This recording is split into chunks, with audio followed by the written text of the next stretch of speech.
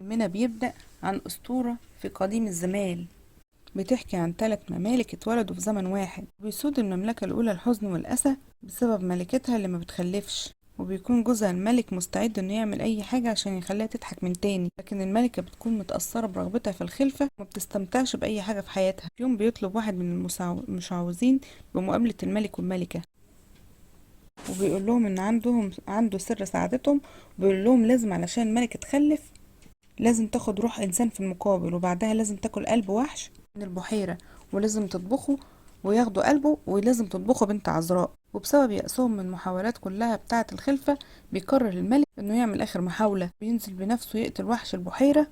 لكنه بيتصاب وبيموت، لكنه بيبقى مبسوط انه قدر يحقق الحلم اللي مراته قدرت بتحلم بيه طول عمرها. وبتيجي الملكة اللي بيبان عليها مش متأثرة بموت جوزها، وبتاخد قلب الوحش وبتاخد القلب لخادمة من خادمتها، وبتكون عذراء عشان تطبخ القلب. وفجأة بتكبر بطن الخادمة بسرعة كبيرة أول ما بتشم ريحة الأكل، وبتاكل الملكة من القلب، وبتحمل في نفس الليلة، وبتخلف الملكة والخادمة بتاعتها في نفس الليلة في يوم دفن الملك. وبتتحقق نبوءة المشعوذ، لأن في الليلة اللي الحياة أخدت فيها روح الملك اديتهم روح الأمير الجديد واللي بيكون اسمه إلياس. وبتخلف الخادمة ولد وبتسميه جونا، وبيكون إلياس وجونا شبه بعض كأنهم توأم، وبيكبروا سوا وبيكونوا صحاب جدا وعلاقتهم قوية. لكن الملكة بتكون معترضة على علاقتهم لدرجة انها بتزعل الخادمة وبتخليها تمنع ابنها، وان اللي بتشوفه انه لقيط انه يقابل الامير الياس. وبيبقى الياس متضايق من مامته اللي بتتحكم في حياته، وبيقول لها انه بيحس ان اخوه بتزعله الملك ان رابطة الدم الوحيدة اللي عنده هي اللي معاها وبس، وبتفهم ان ملك المستقبل ما ينفعش يصاحب ابن خادمة.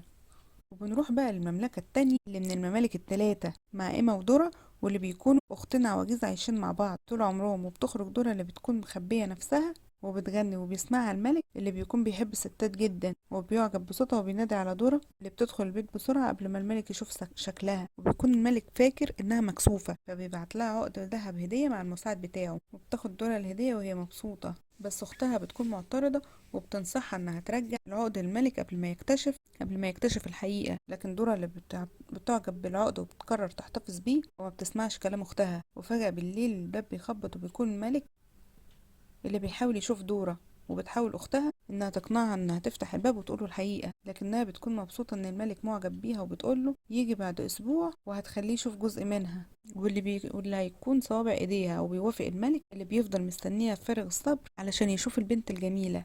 وبنروح للمملكة التالتة اللي بيكون فيها الملك عايش مع بنته الأميرة فيوليت، واللي بتكون بتعرف تعزف وتغني. وبتغني له فيوليت أغنية ألفتها له مخصوص، بس الملك بيكون مش مركز معاها خالص، وده بسبب انه بيبقى شايف حشرة شكلها غريب بيحاول يصطادها. وبتخلص بنته الأغنية وهي حزينة لأنها شايفة ان باباه مش مهتم بيها خالص. وبياخد الملك المجنون الحشرة وبيخليها تشرب من دمه، وبيحتفظ بيها بعلبة ازاز. وبتكبر الحشرة جدا وبتكون في حجم الكلب، وبيكون الملك مهتم بيها وبيجيب لها الاكل والشرب لحد عندها، اللي بيفضل بيربي فيها كأنها حيوانه الأليف، بس بيكون مخبيها عن كل الناس. تتكلم فيوليت مع باباها انها نفسها تتجوز وتعيش حياتها، فبيقول لها الملك ان كل حاجة في وقتها. وبترجع المملكة الأولى اللي بتكون فيها الملكة قاعدة مع ابنها الأمير إلياس، واللي يكونوا بيتفرجوا على عرض سيرك للدب. ووقتها بتنادي الملكة على إلياس عشان يختار معاها الحلق بتاعها، لكن الملكة بتحس ان مش ابنها إلياس بعد ما بتشم ريحته وبتشوف ايده. وبعد ما بيمشي بتراقبه وبتكتشف انه جنى،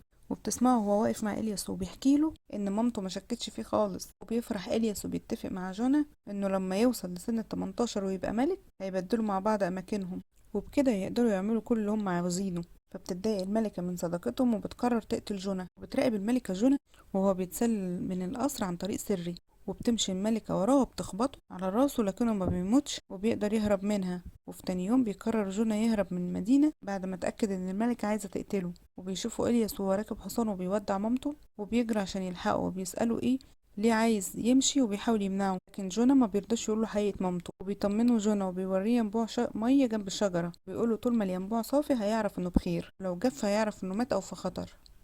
وبيمشي جونا اللي بيزعل عليه جدا لأنه بيكون صديقه الوحيد. وبيفضل إلياس كل يوم يشوف مية الينبوع علشان يطمن على صديقه.